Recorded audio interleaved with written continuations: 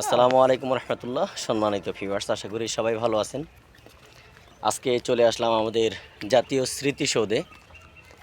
এখানে হাজারো দর্শনার্থী রয়েছে, ওই পাশে দেখতে পাচ্ছেন স্ক্রিনে হাজার হাজার দর্শনার্থী। তারপরেও আমরা একেবারেই নিরিবিলি একটা স্থানে আছি।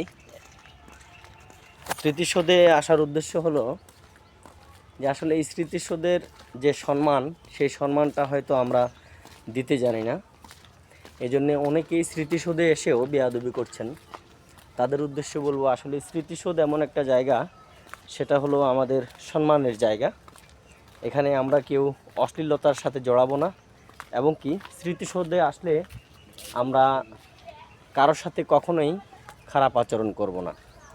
সম্মানিত ভিউয়ার্স, আজকে আসলে ভিডিও করার উদ্দেশ্য হচ্ছে যে কিছু কথা বলার ছিল মনের ভিতর, এই জন্যই চলে আসলাম ভিডিওতে।